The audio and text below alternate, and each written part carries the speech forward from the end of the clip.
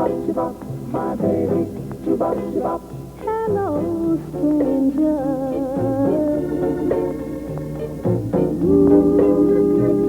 It seems so good to see you back again. How long has it been? Seems like a mighty long time. My baby, it seems like a mighty long time.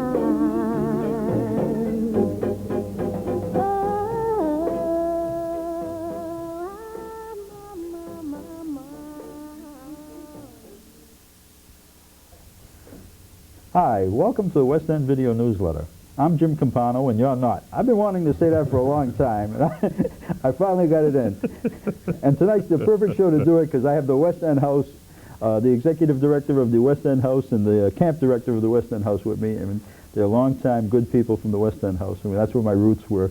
So I think I can take a little liberties today. First, I'd like to introduce Bill Margolin, who's been with us for about 10 years. I think we've been coming on for about 10 years. I think so, yeah. And Mike Bourg. Hi. And tonight we're going to talk about the West End House. It does very good things out in Allston, Brighton. It did very good things in the West End, too. A lot of people say that if it wasn't for the West End House, they would probably end up in things that wouldn't have gotten as far as they did in life if the West End House hadn't helped them along and given them little pushes wherever they were going. So with that said, I'd like to get to my guest today. Who's going to be the first one? Mike. I'll talk. Okay, what's happening at the West End House? What's new? Lots of good things are happening at the West End House. This year we had a lot of fun things happening with Harvard University, their Graduate School of Education. We're starting a new program with them, talking and working with the children of the Taft Middle School and trying to extend their school day and support the kids and help them out a lot. So that's been exciting. Another neat thing is that we have city year volunteers in the club on a daily basis helping us do more with the kids. Really? You know, so that, you know, and we always have the hundreds of kids coming in every day. What exactly do the Harvard students do? The Harvard students, we work at doing more program management with more at-risk kids, right. Really finding out what's happening in their home, and then trying to get over those obstacles which could prevent them from learning or just being a better person, really. You know. That's always, you know. Well, no, I mean, if you give them those basics, That's right. they're going to have a much better chance of success in life, and that's just incredible. Like Wonderbird said, the building blocks of life, right? That's it. Right. That's it. That's it. What else is new? Anything else going on? The program with City Year has been really exciting. We have kids doing video. Oh, yeah, I've suggested that a long time That's ago. right. Yeah, So we have kids actually creating a play and writing a play Right. and then filming it. You know, so that's been Great. real exciting with them. City Year has also taken some of our kids and started reading clubs. So they have these kids, you know, that the kids themselves would define themselves as coming from the bricks, you know, they're tough kids. And yet they have them sitting down reading twice a week in large groups. And these are kids who wouldn't do that on their own. So it's trying to give them that life skill of enjoying fun reading outside of a school environment.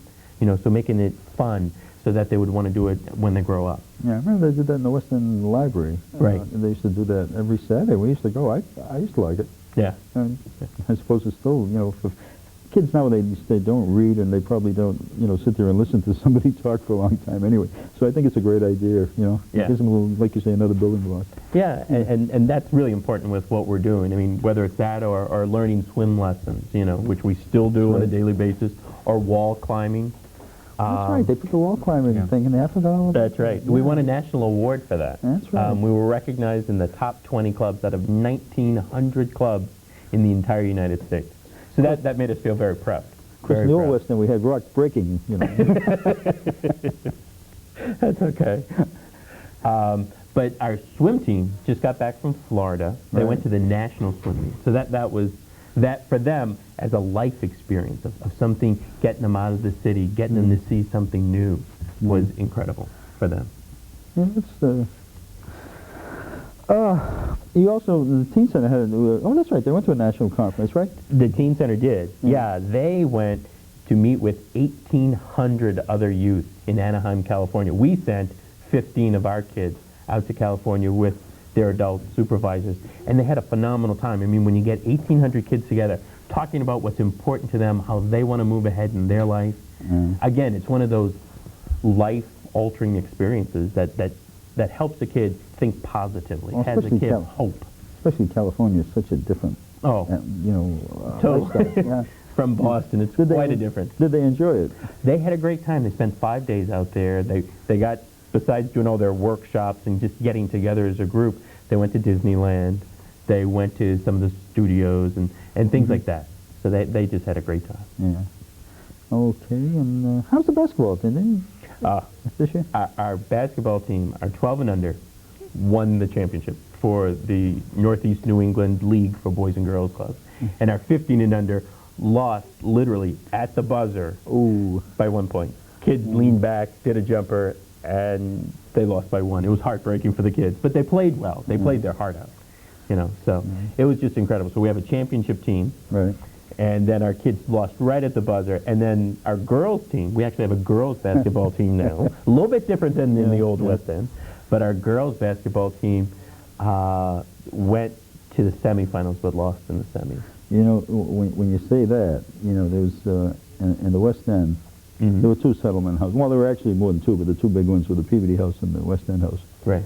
And the big difference between going to the Peabody House and going to the West End House was there were girls at the Peabody House. Yeah. And the West End House was purely boys. Right. So a lot of guys would opt out, when they got a little bit older from the West End House and go over to the Peabody House because, you had more of a chance of meeting with girls and everything. It was a whole different thing than now. Okay, what else are you doing? Or we're doing other good things, but actually there's some great new stuff up at camp. Oh, is that right? Yeah. Okay. We got lots of good things up at camp. 1998, we added kayaks to the generous donation of some of the younger alumni, so we added 4 single-person, 4 double-person kayaks. That was awesome. And the aquatics director that year came up with a great idea for a water slide. So we've got a water slide that comes right off that old-timers dog. The old-timers dog goes right into the beautiful warm water of Long Pond. And for 1998, we're going to add a batting cage, which is going to be in back of the rec hall. And I was up to camp in May and during a muddy rainstorm, and we paced out where the batting cage was going to go. And we're going to begin a lacrosse program. We have a counselor who's versed in lacrosse, and we have a new field that we built, and it's going to be a basic lacrosse field and a basic lacrosse program. And the highlight of the season is, besides all the other good stuff, is we're going to have some dirt bikes up at camp. And when we had a lumber cutting in 1996 and 97, the lumber people cut some trails out in the back of the soccer field and back of West Pond and Long Pond and the doctor's cottage and all that sort of thing. So we have about a mile and a half of a round trip trail for dirt bikes. So the younger alumni have come through and raised the money for a dirt bike program, and that's above and beyond all the exciting stuff we do.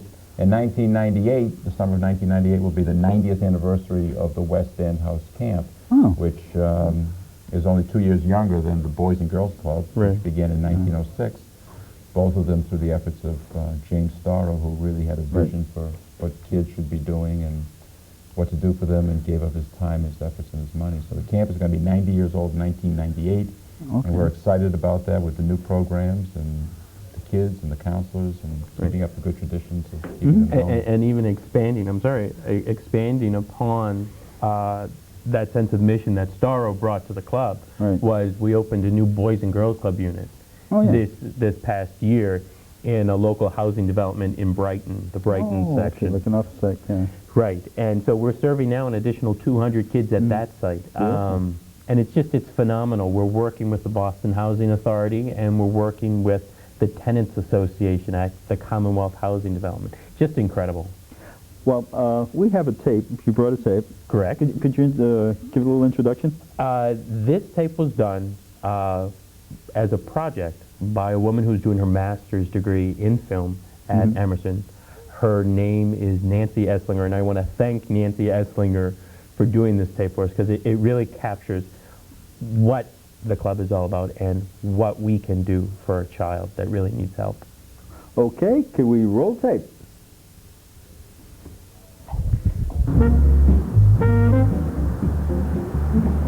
The The West End House Boys and Girls Club is located in Alston, Brighton, in a neighborhood where 33% of the children live at or below poverty level. The club provides over 1,000 of these kids with a safe, nurturing environment. The West End House programs have been nationally recognized and awarded. The professional staff at the West End House have the tools to deal with the children who need the help most.